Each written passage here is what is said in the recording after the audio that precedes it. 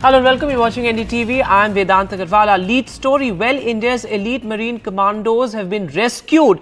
They were on board the hijacked Liberian ship MV Leela Norfolk, and sanitization operations took place after the crew was safe, and after long operations they've been rescued. The pirates were warned to abandon the ship before elite commandos MARCOS went on board. The ship was hijacked late evening on Thursday near the coast of Somalia. Around 15 Indian crew members were on board the ship in the Arabian Sea. Now, naval warship INS Chennai, a Navy destroyer that was diverted to the hijacked ship, and well, it saved the day for the commandos. Earlier, it launched its helicopter and issued warning to pirates to abandon the hijacked vessel. But of course, the latest that we're getting is that all the Indian crew members are safe. Kadambini has more details.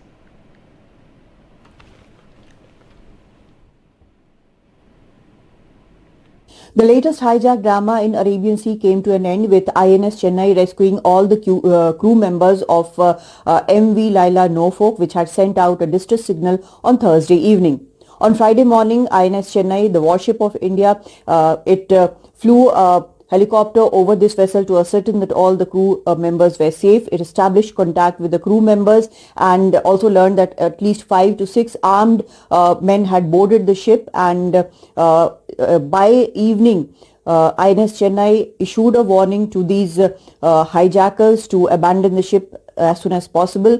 After that, the Marine Commandos, the MARCOS, embarked on MV Leela Norfolk and made sure that there were no hijackers there, that the crew was safe. The 21-member crew, including 15 Indians, was safe. They were in the citadel of the ship, and it seemed that the hijackers had finally abandoned the ship after their failed attempt at hijacking. Entire operation was watched at the naval headquarters using the feed sent by MQ-9B Predator drones of the force, which were following MV Leela Norfolk throughout the operation. And drones were also directed to keep an eye on the ship and provide a real-time information to the officials concerned, as defense officials have informed. And now that the ship is safe, it is also being washed over. There is power is being restored, and other needs are being met there. So this is one hijack attempt which was thwarted by Indian Navy's ship INS Chennai, and in coordination with all the other ships in the area as well. So, well, INS Chennai saves the day. But moving now to the big headline, well, 2024 will go down as the biggest election year in history, and less than 48 hours to go for the big elections in India's neighborhood. In Bangladesh, well, the ruling Grand Alliance led by Sheikh Hasina of Awami League is seeking a 4th successive term, and she is in fact poised to win this election as well. Now, the opposition Bangladesh Nationalist Party campaigned vigorously for a caretaker government, failing which it has threatened to boycott the polls. So there are concerns over free and fair elections in Bangladesh. Saurabh Gupta sent us this report from Dhaka. Election, not just for Bangladesh, but it's kind of Bangladesh setting off the election season, so to speak, the first election of 2024, like you mentioned. And there are so many reasons, but like you said, the results seem to be a foregone conclusion. Joining me now, Shakil Ahmed, head of news of Ekattor TV. Hi. Sir, very good evening to you, and thank you for joining us on NDTV. The question is, everybody says this seems to be a foregone conclusion, the results. Why is that?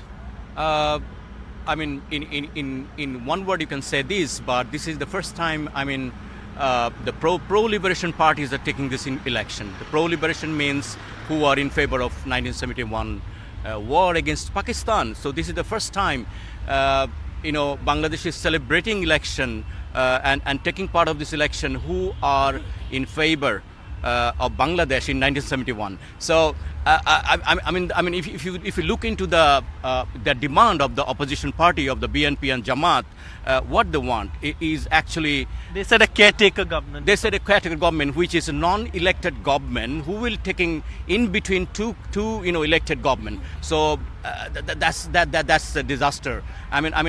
For this caretaker government system, we have been suffered a lot. all the political parties, the political system were destroyed. And with this, I should tell, yeah. Also, the thing is that this is an extremely important, and Bangladesh is kind of setting off the election season, so to speak. You have elections coming up in India, you have elections coming up in so many other countries in this year, and Bangladesh seems to be the first of the lot. I mean, this is the winter. You can see the weather here. Yeah. So winter is the good season for election everywhere because it's a monsoon. You don't allow monsoon to be in the election season. It's just not about the weather. It is all about the festivity. It is 123 seats which will have a high contingent. I mean, Exactly. Yeah. And I can just show you where I am. Of course, national colors of Bangladesh. This is the state guest house. This has been draped in national colors, and it's an important election. People across the world are watching these elections. There have been those news reports of the demand of the opposition party. But in a sense, this is also an important election that the neighbors are going to watch. India is going to watch, and several other neighbors in the region is going to watch. Bangladesh is an extremely important partner for India. And therefore, these are very, very important elections, not just for Bangladesh, but also for the entire region, if one may say so. So, 2024, the big election year, and Bangladesh setting the tone for that. But moving now to West Bengal, where this morning, in fact, on Friday morning, a team of officers of the Enforcement Directorate were attacked during a raid on a Trinamool Congress leader's residence in West Bengal, and this happened in the North 24 Parganas district. Well, the ED has issued a statement now significantly saying that the intention was to cause death. In fact, ED officers accompanied by a few personnel of the Central Forces were conducting raids on the house of Shah Jahan Sheikh, a local TMC leader, when hundreds of locals allegedly overpowered them. Take a look at this report.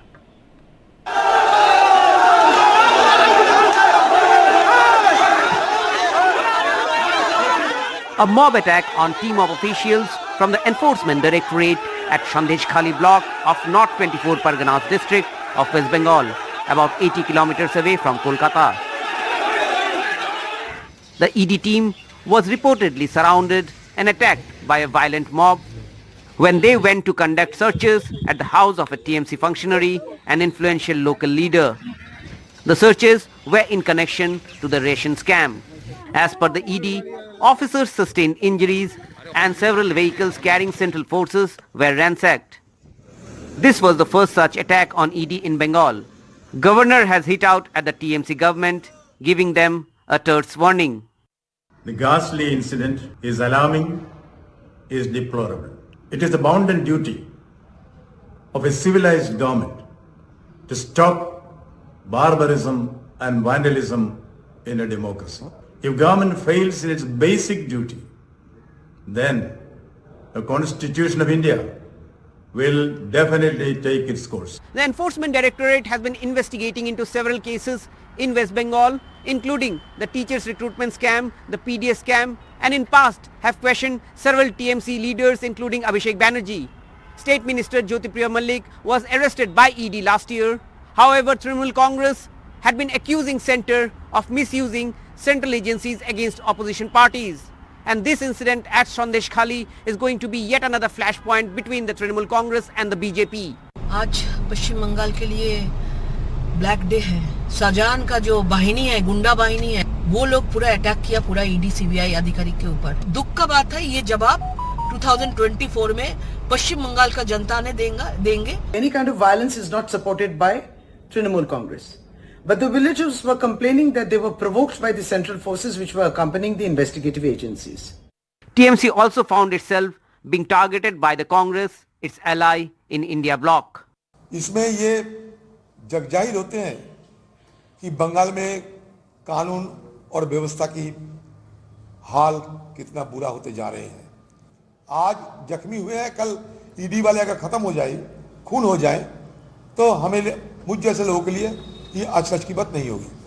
With Bengal being one of the states BJP is targeting to win big in the Lok Sabha elections, this attack on the Central Investigating Agency has given fresh political fodder to the parties in the state.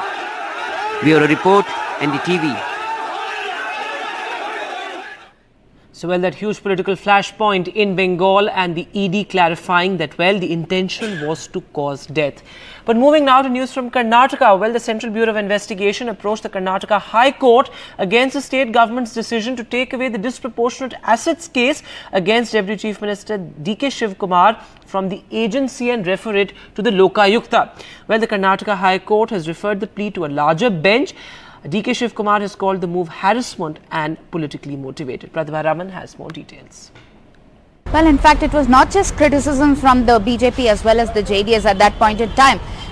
It was during the end of November and December when the Congress government had handed over this case to the Lokayukta and had withdrawn its consent. This definitely worked as a shot in the arm for D.K. Shivakumar at that point in time, mainly because he has been looking to move ahead in terms of his political career. Remember, he's also one of the CM aspirants ever since the Congress came to power. He's been clamoring for the CM's post, and he decided to make this move, especially the DA case which had been haunting him or stopping him from grabbing the CM's throne, is now out of the way, and he could really make his way soon after the Lok Sabha election.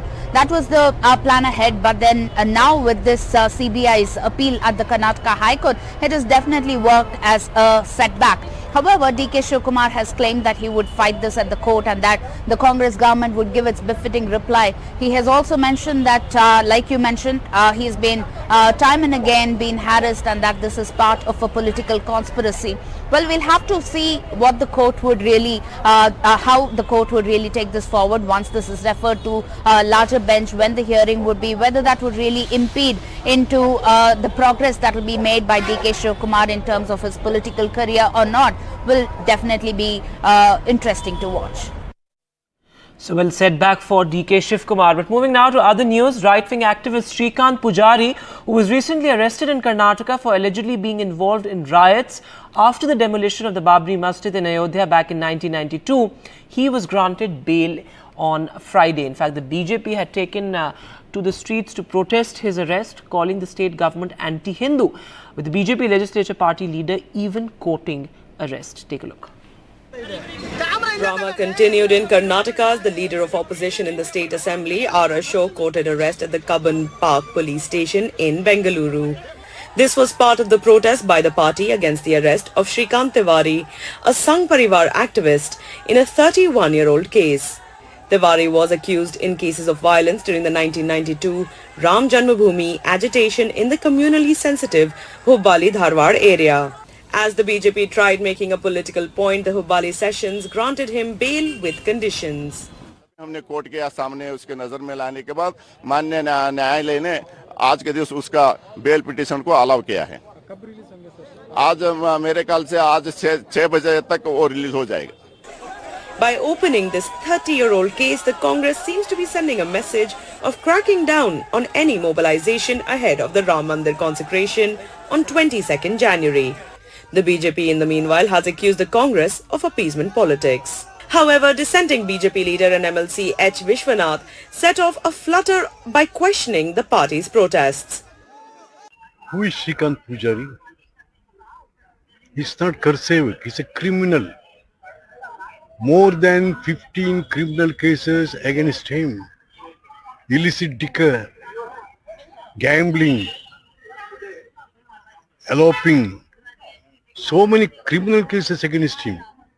Do you call him a Karsevak?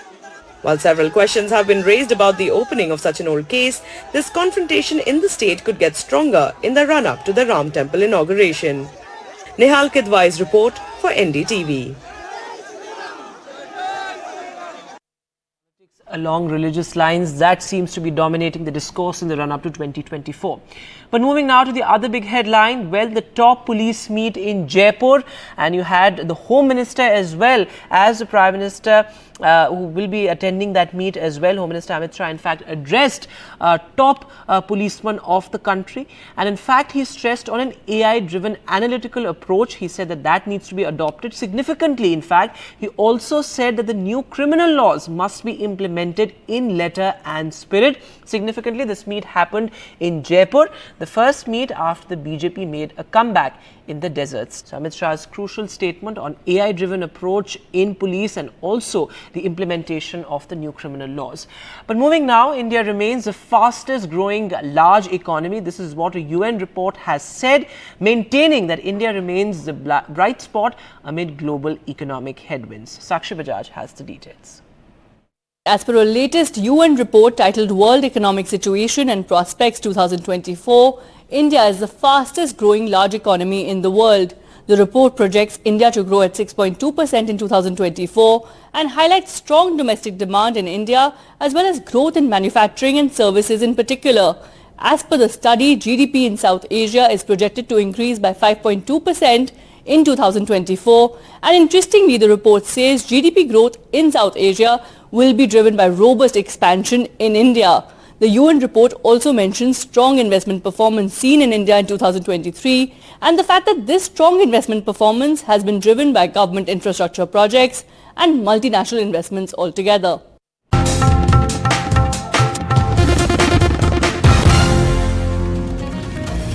Welcome back. The big headline today, well, two ancestral properties belonging to underworld don Dawood Ibrahim were auctioned off in Maharashtra's Ratnagiri. Now, out of the 4 properties put up for auction, 2 of the land, of the land properties there got no bids, while one of which had a reserve price of just 15,000 rupees. That was sold for an eye-popping, whopping 2 crore rupees. One of the buyers said he would set up a Sanatan school on the property. Take a look. An auction that sold properties of one of the most wanted men in India. Underworld don Dawood Ibrahim's ancestral properties were auctioned off in Maharashtra's Ratnagiri today. 4 tracts of agricultural lands were put up for auction. 2 of them remained unsold. The entire auction was a low-key affair. When one of the farms at a base price of only 15,000 rupees was sold for a whopping 2 crores. It was bought by a Delhi-based lawyer, Ajay Srivastav, who claims he bought the land since it was numerically auspicious for him. जो property मुझे कुछ लाख में मिल रही थी, उसके लिए 2 करोड़ 1 लाख रुपए क्यों? तो मेरा ये कहना है कि मैं सनातनी हिंदू हूँ और हम लोग जो चलते हैं अपने पंडित जी के हिसाब से चलते हैं, जो उसका सर्वे नंबर है ना, और उस पर ये जो अमाउंट है उसकी एक गिनती है अंक गणित में जो मेरे फेवर में जाती है, तो इसलिए मैंने इस जगह को लिया। दूसरा ये है कि इस जगह पर भी मैं बाद में स्कूल की ही स्थापना करूंगा, इसको कन्वर्ट करा के। 4 नंबर की जो थी वो कितने में गई? वो 3,28,000 में गई। आपने कितने का बिड दिया था? मैंने 2,16 का किया था। इतनी महंगी गई? आपको लगा था इतनी महंगी जाएगी? नहीं, मुझे नहीं लगा था इतना महंगा जाएगा। Ajay Srivastav, who bought the land via e-auction and has been buying Dawood's properties since the year 2000. But he has not been able to reap the benefits from the Don's properties yet. At the moment, he claims he's planning to set up a Sanatan Sanstha at one of the newly bought lands. Sunil Singh's report for NDTV. So, well, a property worth 15,000 rupees sold for 2 crore rupees. Quite fascinating there. That's all the time that we have on this bulletin from all of us here. Goodbye.